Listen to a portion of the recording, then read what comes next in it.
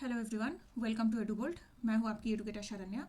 और आज की जो स्पेशल न्यूज़ टॉपिक है वो है कि इंडिया की एक खुद की नेविगेशन सिस्टम है नाविक, एक crucial indigenous system satnav find few hurdles in development path. तो इसके बारे में जानने से पहले कुछ ये जान लेते हैं। जैसे एडुबोल्ट एक ऐसा प्लेटफॉर्म है जहाँ पे आप 1-to-1 मेंटरशिप अवेल कर सकते हैं। मैं हूँ शरण्या और मैं अवेलेबल हूँ एडुबोल्ट के प्लेटफॉर्म पे। यहाँ पे मैं environment, internal security, agriculture, science and technology and मेरा जो ऑप्शनल था जूलॉजी, इसके ऊपर मेंटरशिप प्रोवाइड करती हूँ। और टाइमिंग 5 to 6 PM है ऑल डे। इसके साथ साथ आप अपने हिसाब से टाइमिंग चूज़ भी कर सकते हैं। अगर आपको इसके अलावा इस टाइम के बाहर कोई और टाइम चूज़ करना है तो आप कैसे सेशन ज्वाइन कर सकते हैं, ये एक बार मैं बता देती हूँ। तो क्या है कि सबसे पहले आपको साइन अप करना पड़ेगा मेल के थ्रू एडुबोल्ट की वेबसाइट पे। उसके बाद आपको फाइंड ए मेंटर सेक्शन पे जाना है। वहाँ पे मेरा नाम सर्च कीजिए आप, या फिर सब्जेक्ट सर्च कीजिए तो आपको मेरा नाम आ जाएगा, शरण्या।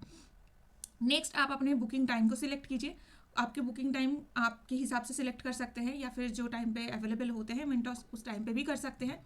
एंड देन आपको सेशन ज्वाइन करना है स्पेसिफिक टाइम पे, और वो शेड्यूल्ड टाइम पे आपके पास लिंक वगैरह सब आ जाएगा।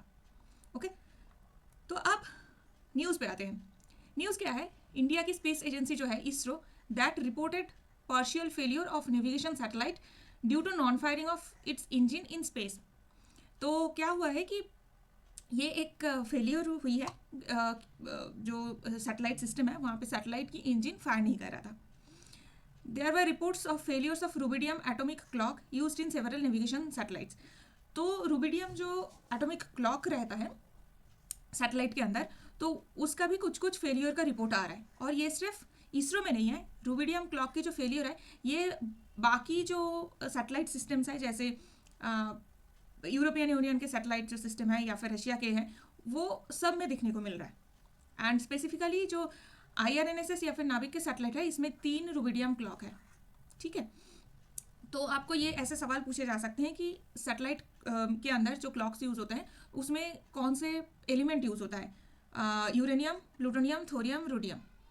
तो इन सब के आंसर आपको बता सकते हैं। इस टाइप के क्वेश्चन UPSC नॉर्मली पूछते भी हैं। तो IRNSS का हिस्ट्री क्या है? IRNSS फर्स्ट टाइम कंसीव किया गया था 1919 में, जब कारगिल वॉर के टाइम पे इंडियन मिलिट्री ने US के जो स्टेट डिपार्टमेंट है उनको रिक्वेस्ट किया था कि एनिमी के जो पोजीशंस है वो कोऑर्डिनेट्स से शेयर करें, बट USA ने उसके लिए मना कर दिया था। जो ग्लोबल पोजीशनिंग सिस्टम या GPS है, उन्होंने ये कहा था कि कॉन्फ्लिक्ट जोन में इसको यूज़ नहीं कर सकते। एंड उस टाइम पे इंडिया का अपना कोई नेविगेशन सिस्टम नहीं था, तो प्रॉब्लम हुई थी। एंड उसके बाद 1999 में फर्स्ट टाइम ऐसा लगा कि इंडिया की खुद की एक पोजीशनिंग सिस्टम होनी चाहिए फॉर द सेल्फ रिलायंस। क्योंकि अगर आप किसी से हेल्प मांगेंगे तो हो सकता है कि वो आपको हेल्प ना करे। तो उस टाइम से इसरो ये डेवलप करना स्टार्ट किया था। ठीक है, तो अब इस IRNSS क्या है? Indian regional navigation satellite system. इसी का ऑपरेशनल नेम है नाविक, नेविगेशन विथ इंडियन कॉन्स्टिलेशन। एक स्टैंड अलोन नेविगेशन सिस्टम है, इंडिया की इंडिपेंडेंट सिस्टम है। और ये नाविक नाम कब आया था? जब पूरे कॉन्स्टिलेशन की कंप्लीशन हुई, जब सारे सैटेलाइट लॉन्च हो गए, तो 2016 में इसका नामकरण किया गया IRNSS से।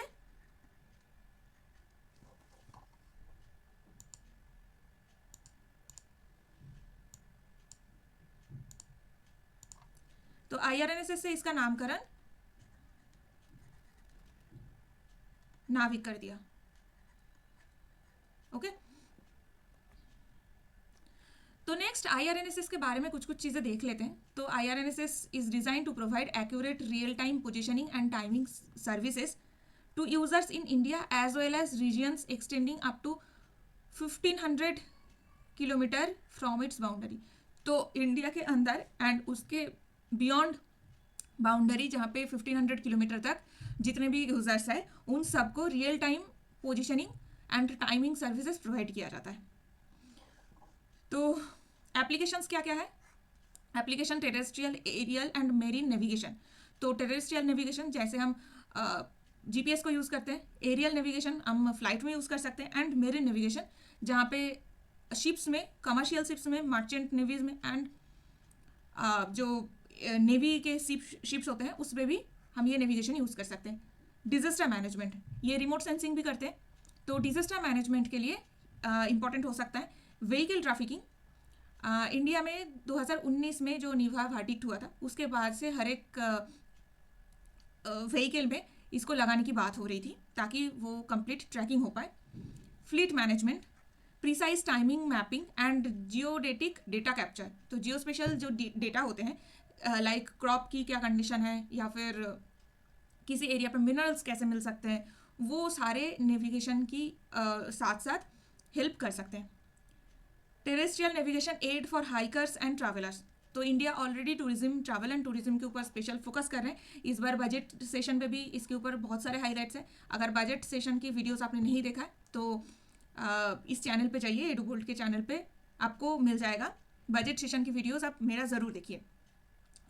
साथ साथ में क्या है, visual and voice navigation aid for drivers, जैसे जीपीएस में होते हैं वैसे ही सिमिलरली है। तो ठीक है, अब यह है कि जीपीएस में 14 सैटेलाइट यूज़ होता है, तो जितना ज़्यादा सैटेलाइट है उतना ज़्यादा कॉम्प्लेक्सिटी है। और हमारे नाविक में क्या, बस 7 सैटेलाइट, 3 है जियो स्टेशनरी ऑर्बिट में और 4 है जियो सिंक्रोनस ऑर्बिट में। ठीक है, तो आईआरएनएस के फीचर्स के बारे में एक बार देख लेते हैं। ये एरिया ऑलरेडी हमने बताया क्या कवर करते हैं। एक्यूरेट पोजीशन इंफॉर्मेशन देते हैं इंडिया एंड उसके बियॉन्ड 1500 किलोमीटर तक की बाउंड्री पे। ये इसकी प्राइमरी सर्विस एरिया है।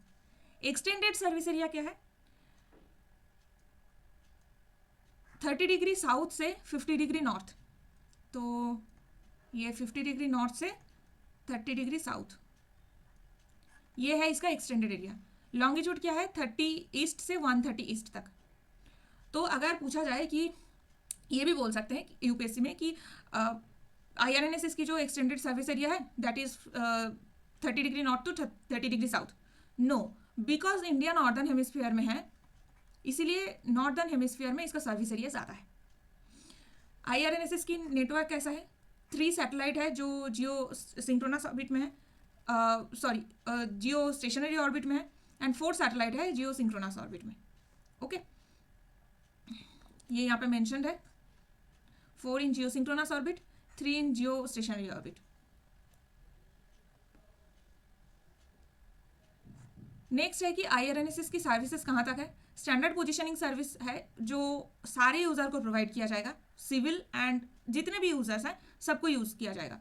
रेस्ट्रिक्टेड सर्विसेज का है, encrypted services provided only authorised users, तो ऑथोराइज्ड यूजर क्या हो सकते हैं, मिलिट्री हो सकते हैं, गवर्नमेंट ऑफिशियल्स हो सकते हैं, या फिर कोई अदर ऑथोराइज्ड यूजर हो सकते हैं। ठीक है, तो स्पेसिफिकली इसके रेस्ट्रिक्टेड यूज जो है स्पेसिफिकली ये मिलिट्री के लिए बनाया गया था। फ्रीक्वेंसी बैंड क्या यूज़ करते हैं, L5 and S frequency band, इसको याद रखना है क्योंकि टेक्निकल क्वेश्चंस कभी कभार पूछ लेते हैं। एक्यूरेसी क्या है, जो प्राइमरी सर्विस एरिया है स्टैंडर्ड एसपीएस की जो सिस्टम है वहाँ पे 5 मीटर तक के हैं, एंड जो रेस्ट्रिक्टेड सिग्नल है वो उससे भी ज़्यादा एक्यूरेट होने वाले हैं। तो 5 मीटर तो एसपीएस में ही है और रेस्ट्रिक्टेड में उससे ज़्यादा एक्यूरेट है। नॉर्मली जीपीएस क्या करता है, 20 मीटर की देती है।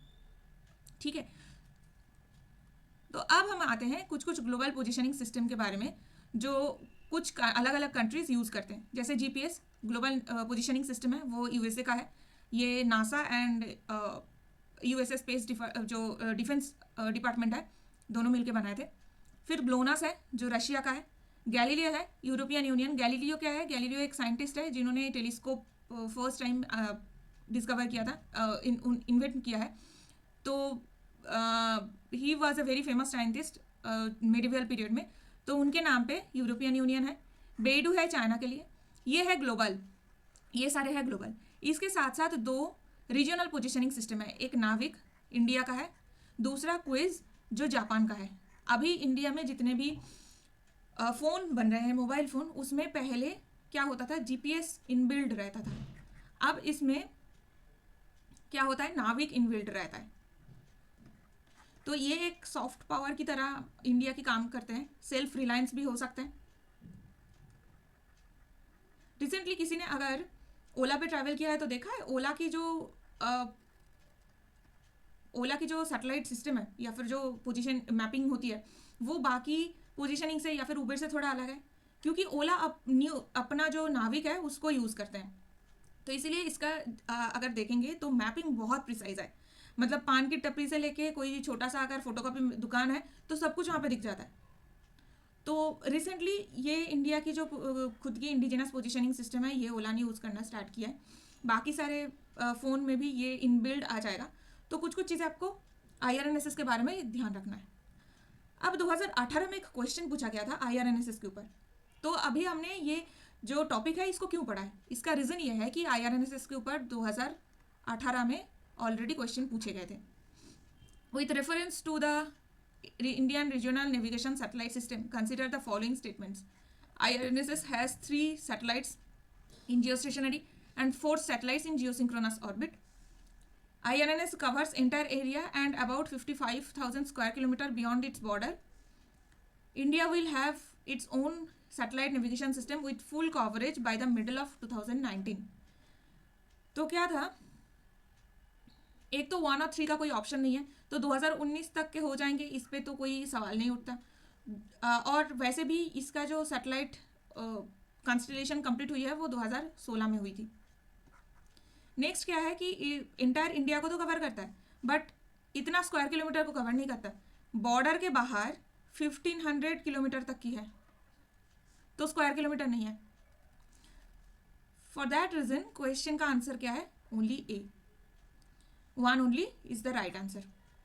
3 geostationary satellite, 4 geosynchronous satellite. ये बेसिकली कैसा दिखता है, ये ऐसे है, 3 सैटेलाइट जियोस्टेशनरी ऑर्बिट पे है ताकि इंडिया के ऊपर ये 3 सैटेलाइट ऑलवेज रहे और ये रात के रोटेशन के साथ साथ मूव ना करे, मतलब इसका पोजीशन मूव ना करे। और बाकी 2 है ऐसे ऐसे मूव करता है, एक यहाँ एक यहाँ, ये 2 हो गया, एक यहाँ यहाँ। तो ये तीनों क्या होता है कि रिमोट सेंसिंग और टेरेस्ट्रियल जो भी स्टैटिक पार्ट है उसमें डिजास्टर मैनेजमेंट कैसा करना है तो कंटिन्यूअस ये चेक करते हैं और साथ साथ में मैपिंग के साथ साथ कम्युनिकेशन भी करते हैं ये तीनों। और ये जो है ये मैपिंग करते हैं, जियो स्पेशल जो डेटा होता है वो मैपिंग के लिए यूज़ होता है। एंड ये जो 3 होता है, ये 3 सैटेलाइट जो जियो स्टेशनरी ऑर्बिट में रहते हैं वो मोस्टली कम्युनिकेशन सैटेलाइट होते हैं। तो इंडिया ने क्या किया, अपने लिए एक अपना ही कम्युनिकेशन सिस्टम बना लिया। Okay, and this is named as IRNSS। I hope सबको ये टॉपिक समझ में आ रहा है। So the surprise is Edubolt की रिसेंटली ऐप लॉन्च हुई है, तो आप फ़ोन से भी 1-to-1 मेंटरशिप को अवेल कर सकते हैं। गूगल प्ले स्टोर और एप्पल स्टोर दोनों में ये अवेलेबल है, आप ज़रूर इसको डाउनलोड करें एंड मेंटर के साथ कनेक्ट करते रहें। That's it everyone, good luck. अगर आपको कोई भी डाउट रहता है तो आप जो टेलीग्राम चैनल है एडुबोल्ट के उसमें ज्वाइन कर सकते हैं। एंड अगर कोई भी आपको डाउट्स रहते हैं तो 1-to-1 सेशन में ज़रूर ज्वाइन कीजिए। नेक्स्ट और भी वीडियोज़ में करंट अफेयर्स के शॉर्ट टॉपिक लेके आते रहेंगे। एंड तब तक के लिए stay tuned and like share subscribe to the Edubolt channel.